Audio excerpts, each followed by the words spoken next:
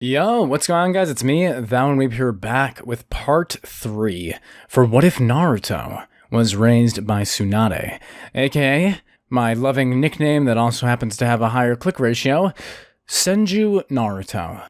If you guys have not seen the series before and are new to the channel, just having been guided here by the algorithm, make sure to go up to the top upper right hand corner of your screen and you'll find a playlist with the past couple parts so you can watch those and get caught back up with the story. We'll have a quick little recap for those of you who don't want to go watch the whole last video again. Naruto had killed someone for the very first time, and it had shaken him. Being a medical shinobi, he had been raised by Tsunade and Shizune on how to heal and fix people.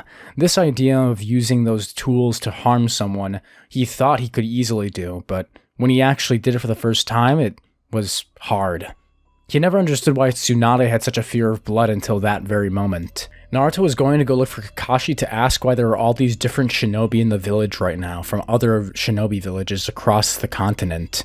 And as he's doing that, we now get back into the story today. Naruto had just bumped into Sasuke, and after exchanging a few remarks, he would continue off to find Kakashi. Naruto watched this little kid with some weird helmet on bump into this guy wearing a black robe who had weird makeup on his face, this being Konohamaru and Kankuro. Of course, Naruto in this version of Naruto is not exactly acquaintances with Konohamaru, so he has no idea who this kid is. He just sees him about to get beat up by Kankuro. Naruto would sigh stepping in as Kankuro's about to throw a nasty punch on this kid. Naruto would step in the way, catching the fist with one hand, as he asked if he'd kindly choose to not pick on children. Who the hell are you? This kid bumped into me, and he didn't even say sorry.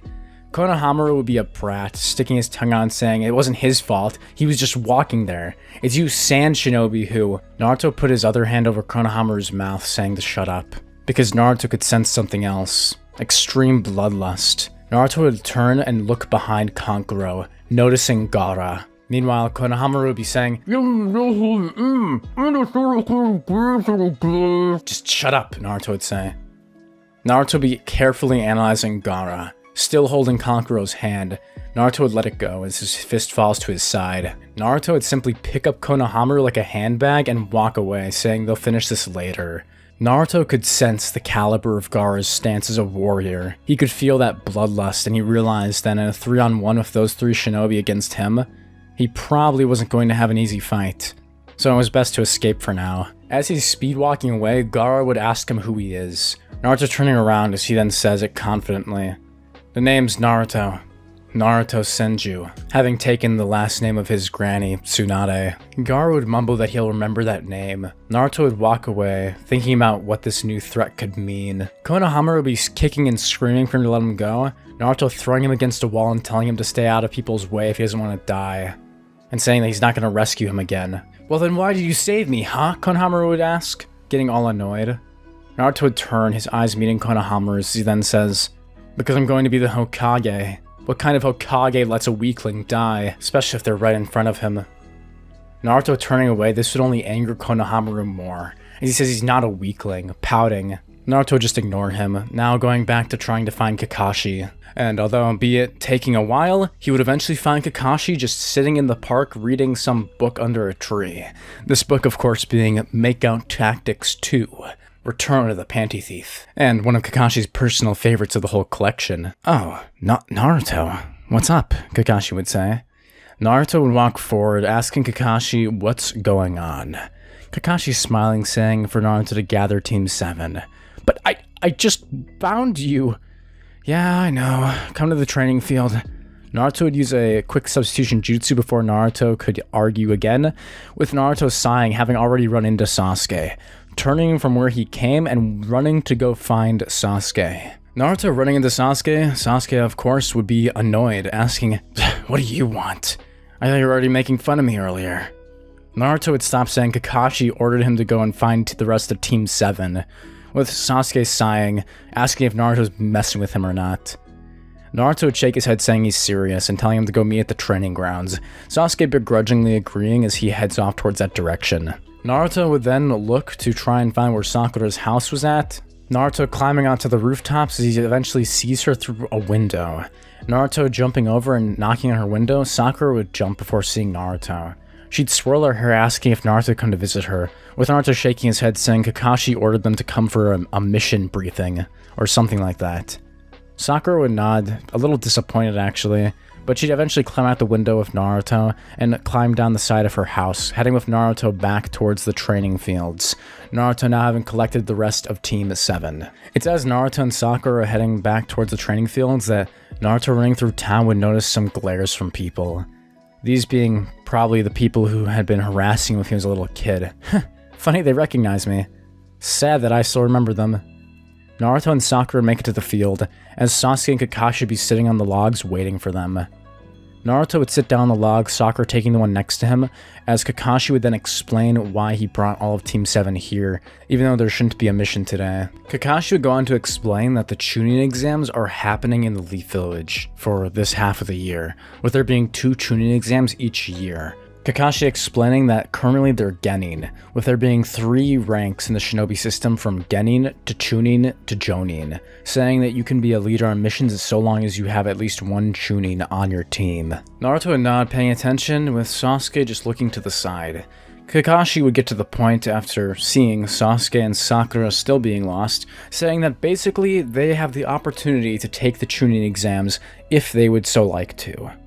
At this, both Sasuke and Naruto would perk up, with Naruto excited thinking that this is his chance to up his rank and get another step closer to becoming the Hokage. Naruto would say that he's in, with Sasuke also nodding. Sakura looked down thinking if she can actually do this, with Kakashi watching her intently. Sakura would eventually come to decide to partake in the Chunin exams, with now all of Team 7 interested in doing it. Kakashi would agree, allowing them to sign up through their teamwork, and now them being on the wait for the next several days until the Chunin exams would begin. Sasuke, Sakura, and Naruto all excited to enter. Finally, the day would come after what seemed to be ages for them. Naruto would walk with his team, his hands behind his head, as they enter into the building Kakashi had told them the test would be taking place in. And just like the original, this would be when Rock Lee, Neji, and Tenten would actually help Team 7 accidentally by showing that the room, which continuously had stairs leading up, was actually a genjutsu, easily breaking through the genjutsu and moving on into the next phase of the exam. Because Sasuke doesn't have Sharingan here, he wouldn't have been able to see it, and he didn't see it in the original. Team 7 following behind them, with Tenten pointing out that even if Sasuke is Rookie of the Year, Neji is still far superior to him. Rock Lee would challenge Sasuke and Uchiha, who would fight Rock Lee. However, in this version, since Sasuke still hasn't grasped the Sharingan yet, because that scene never happened in the Land of Waves arc, if you know what I'm talking about, you know what I'm talking about. So instead, Rock Lee would be pummeling Sasuke. It wouldn't even be nearly as close of a fight, and in the original, Rock Lee had beat Sasuke down. Rock Lee would be about to use his Lion's Barrage, with Might Guy coming in with that Flying Lotus kick, sending Lee sprawling out of the way and asking him not to fight anyone else until the exams begin. Sasuke would get healed by Naruto asking him why he did that.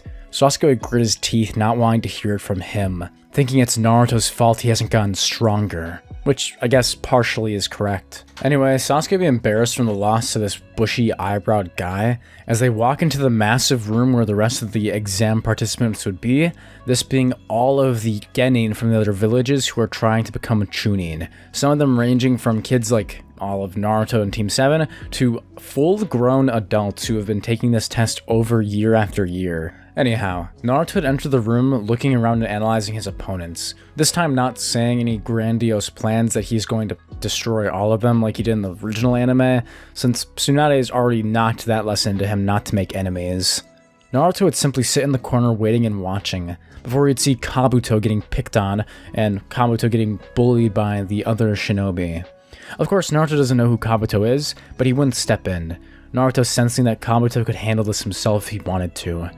Naruto realizing that this guy looks to be some sort of medical shinobi, just like him. Anyway, the event would eventually begin with Naruto not making contact with Kabuto in this version, and so Sasuke and Sakura would also keep themselves. We would, however, hear some muttering from Ino, Shikamaru, and Choji, Ino asking Shikamaru who he thinks that guy is, with them now having seen Naruto for the first time. Well, up close and personal, that is, aside from the time he had been sorted into his team at the academy, along with Team 7. Shikamaru would narrow his eyes analyzing Naruto, remembering him just a little bit from when they were really little kids, how Naruto had gone to the park with him and Choji and no one had showed up for him.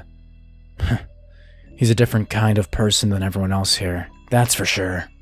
The people I'm keeping my eyes the most on are him, Neji Hyuga, and that guy from the Sand Village. Gesturing towards Gaara.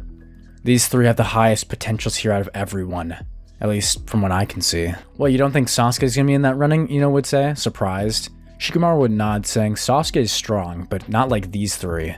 They have a whole different air around them. The first test would begin. Everyone being sorted into this huge classroom. A shinobi wearing a black headband and a black coat coming out, clearly being a shinobi from the operative within the Leaf Village who gathers information. A master of torture and gathering of said information. This ninja would then hand out papers saying that if anyone's caught cheating, they'll be immediately removed from the Chunin exams, saying they have to pass this test. Naruto in this version is still stumped, but he actually tried to figure the problems out instead of just staring at the page. Naruto will be writing for almost the entire duration of the test, finally making it to the end and having given it his best shot, having filled out at least an answer for every question. Naruto in this version would be sitting again next to Hinata. Hinata this time, though, would be even more embarrassed. Remembering Naruto from when they were little kids and seeing him now, she would have remembered what had happened that day. Remembering when she had been being bullied by those three boys out in the snow, and Naruto had come and saved her. Although Hinata would be way too awkward to speak with him now. Naruto would finish the test, sighing, hoping that he passed, without cheating. Sasuke would also be forced to fill it out like this because he doesn't have Sharingan, so he can't copy the pencil movements. Sakura just doing the same thing, with all three of them actually just taking the test normally. Naruto would surprisingly get almost all of the medical-related questions correct. Well, I guess it's not truly that surprising, but the point still stands that he did get some of them correct. Naruto would turn in his sheet, not having it be blank in this version, and would have still failed, but he passed the portion of the test, with the real test being who would lose their nerve in the threat of never being able to take the Chunin exams again. Naruto easily breezing through this with his own confidence. Team 7 moves on to the Forest of Death, with Anko taking the rest of the remaining candidates to the next phase of the exam. She would then explain how they're going to need to collect some scrolls in order to pass this phase throughout the Forest of Death and then get to the center tower in the very middle of the forest, this being the stage for the third and final phase of the exam. Naruto, Sasuke, and Sakura be given their scroll, of course it being an Earth scroll. They need to find a Heaven scroll now in order to have both pairs. The same situation would occur with Naruto and Anko and Orochimaru, with her licking the blood off of Naruto's face. Naruto oddly now having a new kink, as did the rest of us watching that show when we were growing up. And Team 7 moves on to the forest. Now Naruto being completely in his element. Naruto would use Woodstyle, making a huge platform pushing him, Sasuke, and Sakura above the tree line, as the three would look around trying to determine how they're going to get to the center and find other people who would have the matching scroll as theirs. Team 7 would climb through the tops of the trees using their chakra abilities that they had learned through Kakashi and Sakura from Naruto, climbing on up through the tree line and trying to find an enemy team who would have a matching scroll that they could take. The same shinobi would try and show up to jump Naruto, but in this timeline, Naruto would just turn around, kicking them in the face, and sending them sprawling to the ground, knocking them out. Naruto would take their scroll, realizing it's not the one they need, sighing as they continue, thinking they might be able to trade it with someone else. That is, until suddenly Naruto would sense it again. An intense bloodlust. Though this is way beyond, far beyond what he had sensed earlier with that brat Konohamaru back in the Leaf Village. This isn't Gaara. Slam! A huge snake would crash into Naruto, who barely has enough time to block the attack to minimize the damage. The massive snake crashing into Naruto, who would slam his fist into the ground using Woodstyle to push branches behind him to keep him from falling over.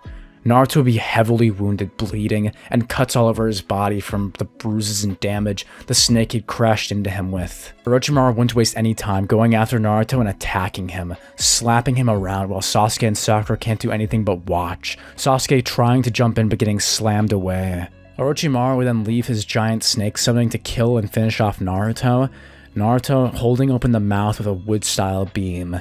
Orochimaru interested in seeing his Woodstyle technique, reminding himself of that brat Yamato he had once created, but seeing a true descendant of the first Hokage was far different. Naruto be gritting his teeth as the snake overpowers him, Sasuke and Sakura screaming as Naruto be consumed by the snake slithering away, taking his body for Orochimaru to experiment on later. Orochimaru would finally be able to take what he'd come for, Sasuke's body and his Sharingan. This Sasuke would try his best using kunai and wire kunai to try and distract Orochimaru, trying to give Sakura time to run away. But the two of them can't even do anything, Sasuke's fear almost overpowering him. As Orochimaru's about to go for the bite, Sasuke being all wrapped up, suddenly Orochimaru would sense something. What? What is that? Suddenly, Orochimaru would be sent flying, his face smashed to pieces as Naruto's fist would go through his face. Naruto would be standing there, his eyes a crimson red. Naruto looking up and asking Sasuke if he's alright. Sasuke looking in front of him would be shocked. His Sharingan having awakened from the trauma from Orochimaru about to kill him, he thought. Sasuke with his one Tomoe would be able to see it. It would be Naruto, but his chakra was far greater. There it was, an orange flame covering Naruto's body that was barely being contained as the One Tails was about to be formed from Naruto's near-death situation. Naruto about to fight Orochimaru in the One Tails state, using Woodstyle and Kurama's power. Orochimaru would smile, saying, "I guess I'll get a little more fight out of you than I thought." Him using his snake revitalization jutsu where he sheds his skin and forming a new body where his face is not crumpled into a ball. Naruto would hold his hand out, crushing into a fist as two pieces of wood would slam out from either side of the trees by Orochimaru, crushing him beneath them. Orochimaru would appear behind Naruto, Naruto sensing it though and turning faster, roaring as he slashes with his hands, creating a burst of air. Orochimaru getting hit by this would dodge out of the way. Seeing this would be when Naruto realizes, "Wait, you're Orochimaru, one of the Sannin!" Because Naruto was raised by Tsunade, Naruto knows about Jiraiya and Orochimaru from Tsunade telling him about them. Naruto would grit his teeth, realizing there's no way he can win this, as he tells Sasuke and Sakura to run, saying he'll buy them time. Naruto himself would realize that the reason his Woodstyle was working so well is because for some reason, this fearsome chakra covering him isn't fighting with control over his chakra control, meaning I can go all out. Naruto would use Deep Forest Emergence, slamming his fist into the ground using all of Kurama's chakra. Fall-colored leaves of red and orange bursting forth from these trees, slamming into Orochimaru, and actually pushing him back. Naruto would be using all of Kurama's chakra that Kurama had given him at the One Tail state, the Nine Tails chakra slowly leaking away into this jutsu as the leaves would turn back to green. Naruto would fall to his knees, feeling exhausted, as Orochimaru would be buried underneath this massive dent in the forest. Naruto would fall over, slumping unconscious, Sakura and Sasuke turning, grabbing Naruto and making a run for it, as the two head towards the center gate after taking Orochimaru's scroll that was left there, the Earth Scroll that they needed to pass the exam. Meaning Sasuke in this timeline has not yet received the curse mark. If you guys want to see the next part for What If Naruto's a Senju, make sure to slap the like button, comment down below your thought, and subscribe to my channel for more videos like this from me. And I'll see you guys in the next part, in part 4. I'll see you all then. Bye.